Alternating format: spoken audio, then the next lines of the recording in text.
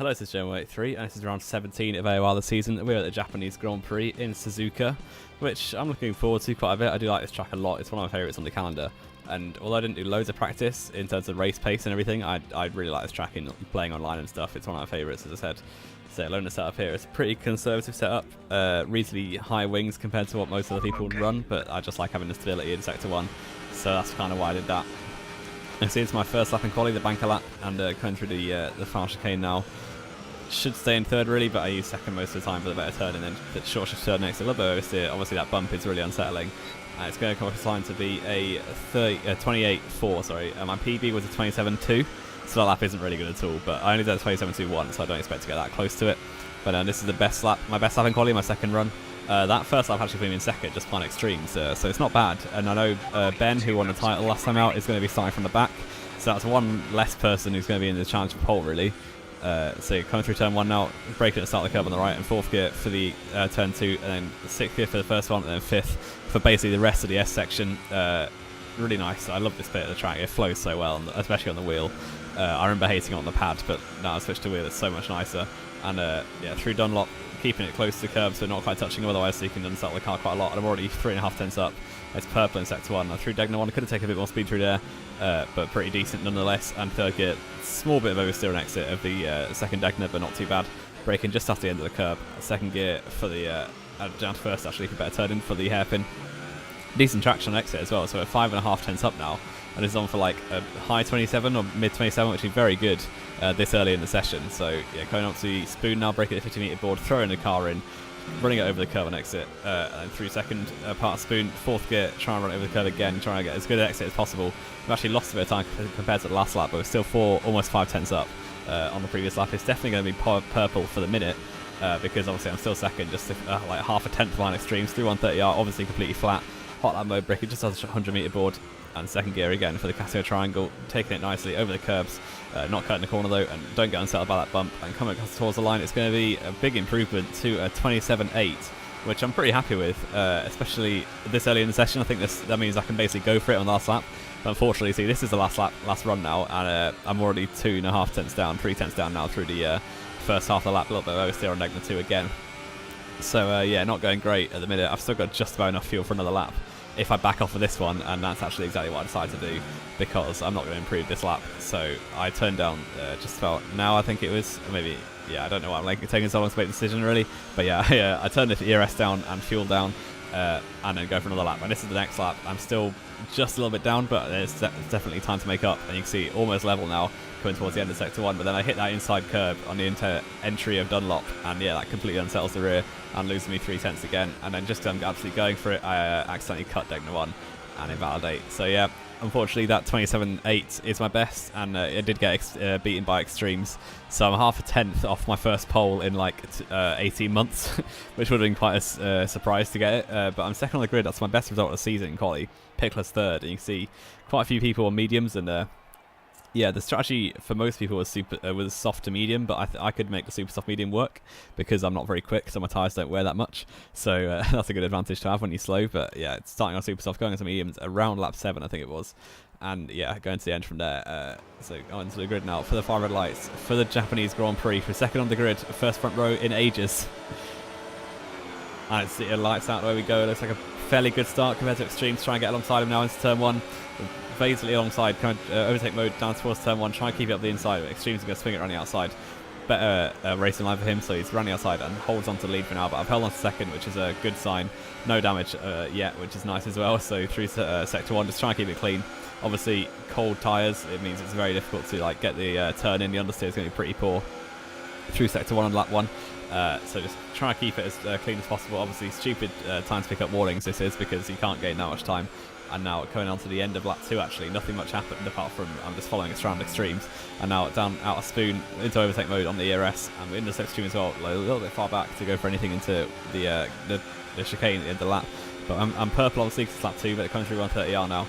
Trying to close into extremes. He's going a bit wide there, so he's not got the best run out of the 130R. And I'm coming down to chicane, trying to get a good exit. Maybe line up and move into turn 1, but I'm a little bit too far back, and obviously no DRS yet because it's only lap 2. So it's going to be difficult to go to make a move. But I do go purple compared to him, but then so does Adam, who's Renault in 4th, I believe, at the minute. So yeah, it's very close, and I've closed up quite a lot. And you can see on the mini-map, I've kind of started to gap Pickless, and the 2 Renaults are dropping back a bit from here as well. So it's been really good pace so far, and Extreme's just ahead of me still. And we've got overtake mode. We're a lot closer this time, so this could be a chance into chicane. We're into 7th gear, and then going up to 8th because we're in the slipstream, and just about, I don't want to go for a move into 130R, so I'm going to lift off. Chance to stay just behind, and he's going to go a little bit wide. I'm going to maybe swing to the outside, but he's covered the line pretty well there, and just try and line up a good switch track move and get a good traction out of the chicane and down towards the turn 1 with DRS open, overtake mode, rich mix, set a PB, Pickless actually goes purple behind. So still got a lot of threats to do. Extreme's going to go, not go to defensive actually, I'm going to go up the inside, obviously turn 1. Side by side with Extremes for the lead of the race. It's almost wheel banging there, but just about avoiding it. It's very good racing, and he's actually going to have that line into turn 2, 3 because he had the inside line. I got back out of that. Don't want to run side by side through sector 1. That would be very detrimental. And yeah, once again through Spoon, we're right on the back of Extremes. It's actually gone pretty wide that time, so it's going to be an even better run out of Spoon. But you can see the train is kind of is back to like 7th now, with the train of cars all kind of battling for the lead. And Extremes don't want to go to the inside again in 130R because that would be very bad. Actually downshifted 7th, so I can engine brake into the triangle, into Casio triangle. Trying to swing to the outside, just about trying to get a good switch back. He's locked up a bit, gone wide in the first part, so that's going to be a good exit for the second part. And now very close to his back end on the run down to turn 1. Got DRS open, obviously Pickless is still very close behind, but he's not got DRS. I've got slipstream. We're going to go to the follow him in the slipstream and swing to the inside. He's not got defensive, so on the inside off turn 1, almost on the grass there, but we swing through into the lead of the race. So yeah, the pace is definitely here to maybe even win this race, which I did not expect. I thought it'd be quick, but I didn't expect to be fighting for the win. But just about holding it ahead of Extremes now. He's trying to still apply pressure through sector 1, but you see a safety car's actually come out, which is maybe helping me a bit because obviously I got the lead, and then as soon as I get the lead, no one can pass me again for a bit, which is nice, I suppose. But I actually elected to pit that lap because the safety car's going to be out for at least 2 laps, maybe 3 laps. So I could just pit for mediums and go to the end from here, I think. You can see a lot of drivers are going to carry on. But you can see the Force India is further down the pit lane. It's actually held me for literally no reason at all, as the Renault had already gone past. But that's actually allowed Extremes to get ahead of me again. I literally don't know what happened there. Yeah, a little bit annoying to lose a position like that because I should have stayed ahead. And yeah, it held me in the pits for literally no reason. And then he got released into my path and ghosted and made me wait behind. So yeah, a little bit interesting, but that's left me in 8th place. But obviously, it's still a net second, which I've lost the position to Extremes, but he's going to have to let Carzolia through because of the illegal overtake, I assume. And I see lap 7, 2 laps later, and that is Carzolia into the pits, as well as Pickless, I believe, who has bailed on his softs. So he's going to go onto the medium to go to the end as well. So he really should have pit at the start of safety car. Don't quite know why he didn't. And you can see I'm in 4th now behind Extremes, and it's actually Ethan and Ben who are the 2 leaders who didn't pit. So they're on older mediums. Me, Extremes, and Adam are all going to the end on the new mediums. You can see safety car restart now. Ethan is really holding everyone up a lot, so it's an interesting tactic. But Ben is just applying all sorts of pressure. Extremes is now ahead of me. I'm going to try and pressure him, but he's sliding everywhere, just about avoided him. That was so close.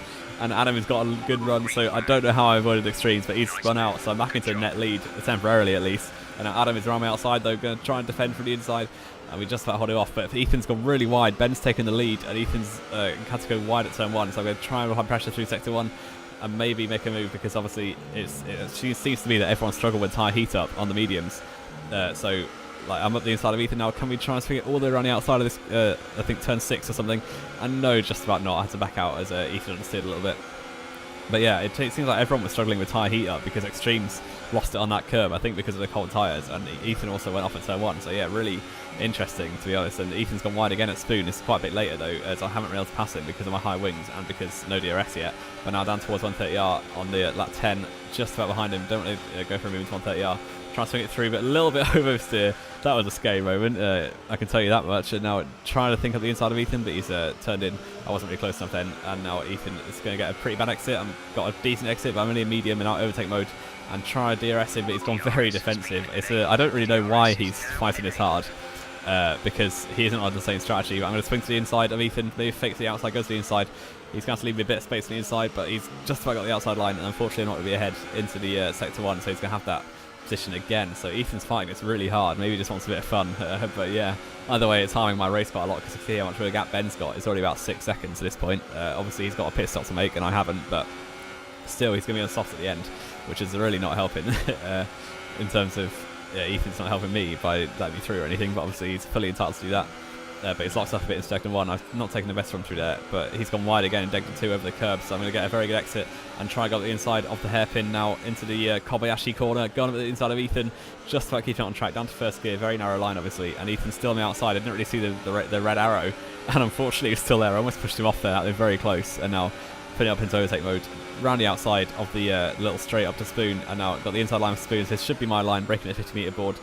Try to take the advantage of the inside line, and that's exactly what I've done. But unfortunately, Adam went straight through, which obviously didn't help because Adam's on the same strategy as I am. So Ethan held me up for like 2.5 laps, and then Adam got straight through when I did. So yeah, a bit annoying as Adam is probably a faster driver than me most races, but we'll have to see what happens in this race. But you can see Ben's got 4.5 second gap already, and on the softs at the end he's going to probably be about 1.5 or 2 seconds faster a lap. So he's still now out of the equation for battling me for whatever position I end up in as well. So yeah, it's still a long way to go in this race, but I'm in the net lead at the minute. But Adam has got DRS open on me. I'm going to go defensive onto the inside line. I've used all my ERS up, unfortunately, so I can't really use overtake mode. He's going to go around the outside of me and try and hold the inside line, but unfortunately, he's just about going to squeeze me out the inside and take that position up into second, but what is a net lead at the minute. And I see Ethan's still behind me, so he's going to have the switch in DRS for a few more laps yet. So could still batter me if he can, but Adam's broken away a bit in the next 2 laps, unfortunately. His pace was really good, actually, to be fair to him. So I don't think I'm going to win this race anymore, because obviously Adam's ahead now and got 2.5 second lead almost, and Ethan's going to actually pressure me into turn 1. So Ethan's still not out of this battle yet, and he's actually hit me on the rear. That was a very scary moment as well. Ethan hit me on the rear instead of the apex turn 2, and Jess already told me he's got a penalty. I've not got a warning at this point, so who's really the good driver? And yeah, that was very scary, that oversteer. And you can see nothing really happened at this lap 17 now. I've basically straight around in third, but now that becomes second when Ben pits for the softs. So Ludovic is about 1.5 seconds back, so I'm kind of having my own race in second place, which is an unbelievable result if I can hold it, because I haven't had a second place, I haven't had a result better than third in like over 3 seasons, pretty much. So yeah, the last time was the end of season 13, and now season 16, so yeah, quite a while. But you can see on lap 25 now, a lot later into the race, I've just been running my own race really. The car felt absolutely on rails for the second half of the medium stint, and now Pip has the next car behind me, so he has been catching me a bit slowly, but obviously I think that's because he pitted a few laps later, but it shouldn't have made much of a difference. Maybe it's just a bit faster than me, which is probably more likely. And now down to Spoon. I've not really got that much fuel to play with, but I've got a decent amount of ERS, but I've not really taken the optimal line through Spoon. That's going to give him quite a chance down the back straight and into the chicane at the end of the straight. But I'm going to have to leave it in standard because I don't have enough fuel really, but just about into rich for the end of the straight. Picking up to 8th gear, I don't really know why, because I always kept it in 7th until this lap for some reason, but that's meant that I can't engine brake as well. And I've gone really wide in the chicane because, yeah, that was a little mistake, and that's going to be a really bad exit now. And Pickles is going to have a very good chance down to turn 1. You can see Ludomir's dropped back quite a lot off us too, and he's down into 4th, battling Ben now. So Pickles around me outside there. I've gone very defensive, but unfortunately Pickles is going to take that. But earlier in the race, Jeff did tell me Pickles had a penalty, and I still didn't have a warning at this point. So yeah, I was pretty chuffed with that, to be honest. But Pickles up in second, but he's got a penalty, so I wasn't too worried as long as I'm going to stay within 3 seconds, which I should be able to since it's only 1.5 laps to go. And you can see it's been our last lap, so that race went by really quickly, really. And Ben is just behind me, but I haven't got a penalty, and Pickles has. So coming across the line, Adam's won the race.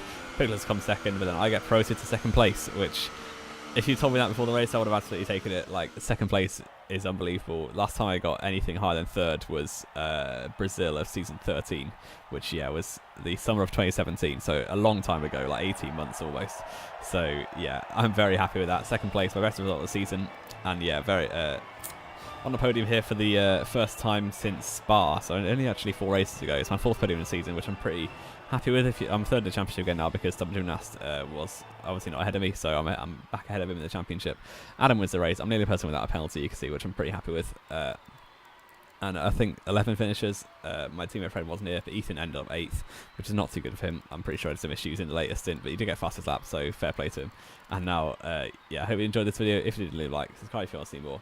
This has been AOR 3, and I will see you next time.